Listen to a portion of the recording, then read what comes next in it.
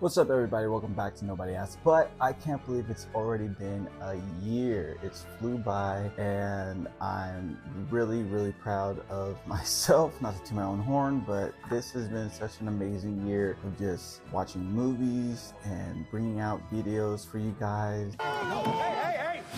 Okay, you saw this. This is my life in a nutshell, okay? This movie had me just in tears. It had me laughing. It had me amazed at the amount of visual effects and great acting that came out of it. This dude does not disappoint, John Krasinski. He's one of the rare breeds who comes with original content. And so coming from A Quiet Place and A Quiet Place Part 2, he is a director that we should be looking at for the coming years. John Krasinski, coming from The Office to now, he's definitely done a great job at differentiating himself from not only an actor but a qualified director. So without further ado, guys, I want to give my props to 2024 by saying you guys need to watch If, because out of all the movies that came out this year, I think this is the one that's wholeheartedly the best of 2024. Nobody asked you, bold boy. The originality speaks for itself, and the fact that this man took an idea of imaginary friends and made it into a film that's just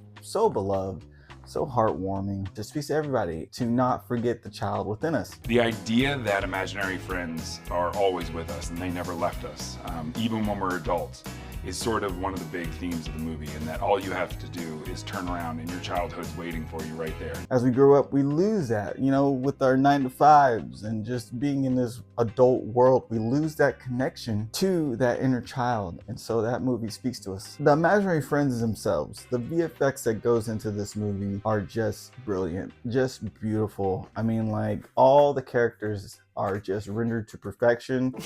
My name is Allie.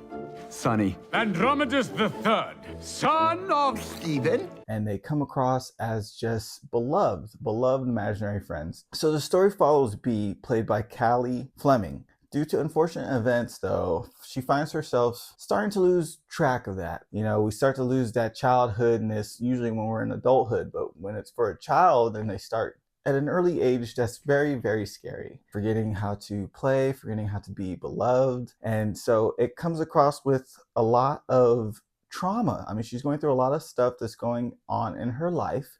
She is pulled into her childhood. She's pulled back into her happiness, thanks not only to her caring father, played by John Krasinski, to an assortment of friends. Some people don't know how to deal with that trauma. Some people don't know how to cater to that in a healthy way. In this film, she caters to it by being able to see all the imaginary friends that others have left behind. And that's one thing too. I can't even remember my imaginary friend. I don't even know if I had an imaginary friend.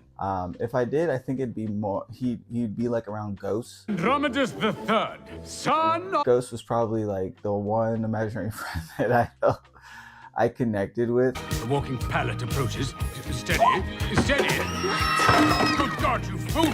If John Krasinski was able to pick up on this and see that, okay, we all lose that connection to our childhood, especially when you have kids. When you have kids, it's very apparent. Even for me, when my child wants to play, he wants to play all the time. I'm like, dude, I'm so tired from working. I understand why imaginary friends are created, because, parents aren't able to play with their kids all the time, so they need someone to play with. It becomes a partner in life, but in this movie, those partners are forgotten.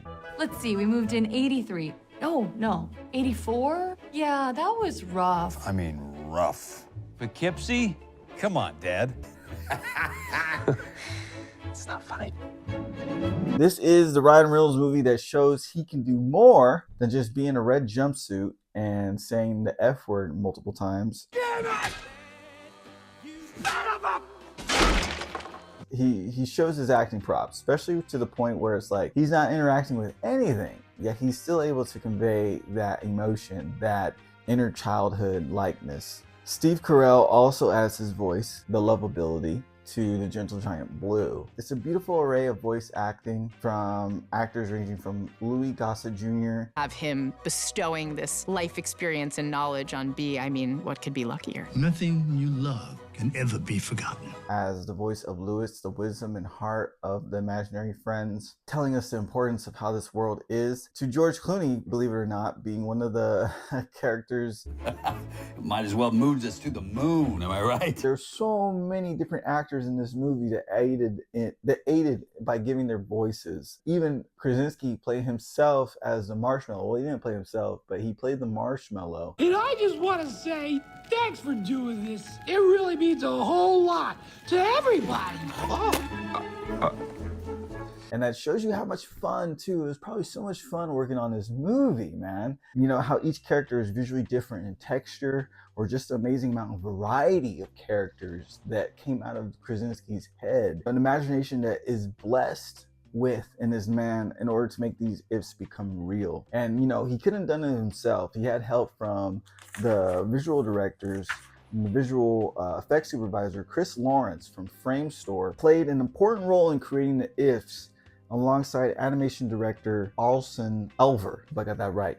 So these guys were able to work with Krasinski and bring the animations to life. So in some moments they actually had real props of the animated characters, of the ifs, to add that extra element of realism. Because you have to. I mean, you have to in order to get this right. You have to be able to see where the director wants to go with this film. You have to be able to create sets that illuminate and visually give that type of depth that the actors need in order to really sell this film. Is this the... Oh, wow. Nice. Whoa. I love it when animation meets real world and it's done so seamlessly. This is one, it gives Who Framed Roger Rabbit a run for his money.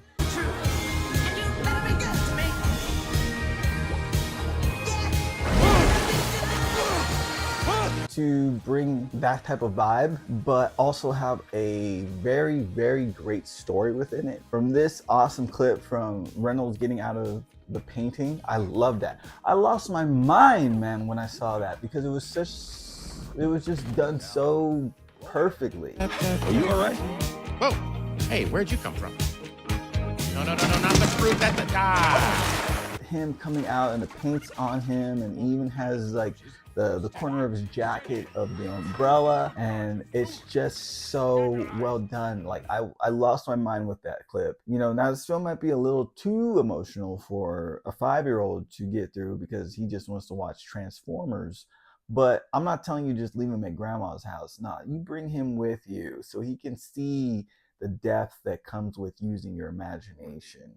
And, you know, I think it's speaking to an older audience as well too, because Krasinski even says that sometimes we lose track of that. After watching this movie, it made me realize how important it is to keep that inner child within me, display that back to him, so that way he can have a guide to that, you know, because we lose it as we get older. So if he has a guide to find his way back to that, my God, that's a beautiful thing. So I'm not saying leave him at grandma's house when you go watch this. No, by all means, bring the child with you. This is especially important for kids to watch, so that way they can know that the imagination works in mysterious ways and beautiful ways too, and it's powerful.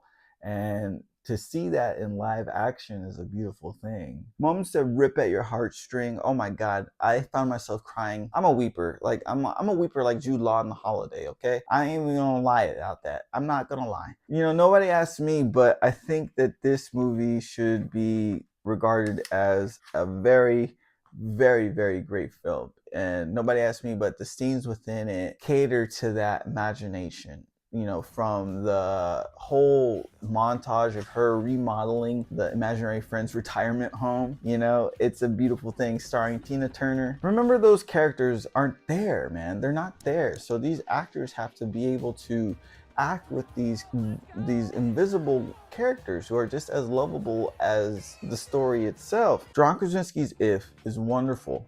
It's wonderful for the whole family, okay? Like I said before, it's heartwarming, it's hilarious, unique in its approach to the idea of imaginary friends. It has a wonderful cast. It's full of wonderful characters, and nobody asked me, but I think you should ring in the new year with this film, because how else would you want to spend it? Would you want to spend it watching something that's dark? Would you want to spend it watching something that's dramatic?